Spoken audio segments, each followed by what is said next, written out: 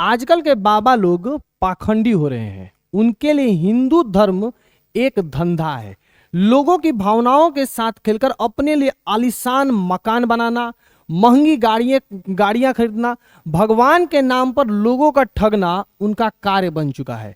ये है आदरणीय प्रदीप मिश्रा जी। भोलेनाथ की कथा सुनाते हैं, यानी कि एक कथावाचक है। लेकिन कथा कहने के लिए इनका जो चार्ज है वह 31 लाख रुपए है। अगर आप इनको ये पैसा नहीं देते हैं तो फिर वो आपके यहाँ कथा कहने नहीं आएंगे। यानी कि जो बाबा लोग आपसे कहते हैं कि ये जो रुपया पैसा एकदम मोह माया है, इनके चक्कर में आप नहीं पड़िए, एकदम बिल्कुल सन्यासी हो जाइए। लेकिन यही बात कहने के लिए बाबा आपसे कितना लेते हैं? 31 लाख रुपए। अगर आप ये पैसे इनको नहीं देंगे तो ये आपके यहाँ कथा नहीं कहेंगे। शिव भगवान की कथा कहते हैं, शिव महापुराण की कथा। और आज इनकी कहानी हम आपको बताने वाले हैं।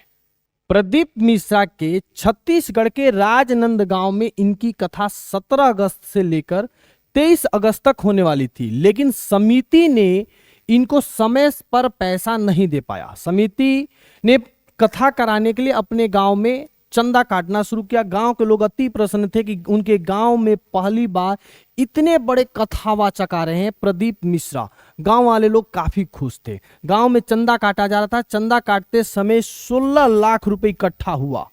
16 लाख रुपए जब प्रदीप मिश्रा को दिया गया और समिति ने कहा कि महाराज जी, अब इससे अधिक पैसा जुटाने में हमारी गांव सक्षम नहीं है, तो प्रदीप मिश्रा ने यह कहते हुए कार्यक्रम को रद्द कर दिया कि हमारी फीस 31 लाख रुपए है। अगर आप 31 लाख रुपए नहीं देते हैं तो हम लोग कथा नहीं कहेंगे। एक बात बताइए, गांव वालों ने कितना प्रसन्न है? गांव वाले लोग कितने प्रसन्न हैं? प्रयास तो इन लोगों ने किया, लेकिन आखिर क्या हो गया? जब पैसा ये लोग नहीं जुटा पाए तो भैया क्या हो गया? कथा कर देना चाहिए था। बात 16 लाख रुपए की। आप भगवान आपसे पैसा मांगते हैं जी, या भगवान की कथा सुनाने के लिए पैसे की कितनी आवश्यकता है? जो व्यवस्थाएं हैं उनके लिए जरूरत है। लेकिन अगर समिति 31 लाख रुपए नहीं जुटा पा रही है, लेकिन समिति आपको 16 लाख रुपए दे रही है ना जी, तो आपको कथा कर देना चाहिए। प्रदीप मिश्रा ये भूल गए कि इनके पास जो कुछ भी है वो शंकर भगवान की कृपा से है। मतलब प्रदीप मिश्रा पहले बहुत ही साधारण आदमी हुआ करते थे, फिर ये शिव जी की कथा सुनाना शुरू किए। शिव जी की इनके ऊपर कृपा हुई। देखिए भाई, दुनिया में भगवान है, लेकिन भगवान का आप अगर गलत उपयोग करेंगे तो आपकी भी स्थिति प्रदीप मिश्रा की जैसी हो जाएगी।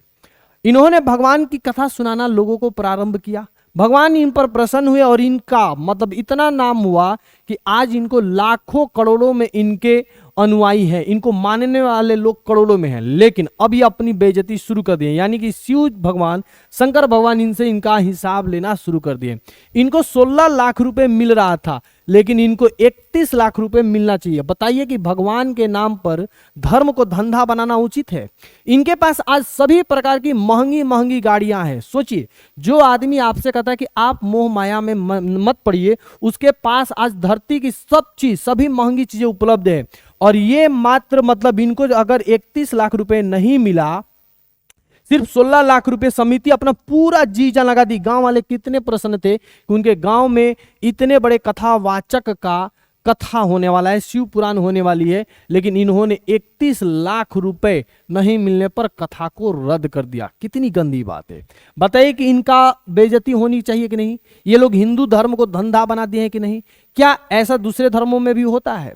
मतलब कि छत्तीसगढ़ के राजनंद गांव में सारी व्यवस्थाएं लगभग चली थी। एक बड़े से ग्राउंड पर मतलब वहां पे पूरा टेंट का व्यवस्था कर दिया गया था, साफ सफाई कर दिया गया था, और अचानक प्रदीप मिश्रा जी उस कार्यक्रम को रद्द कर देते हैं। ये कितनी गलत बात है। क्या ऐसा हो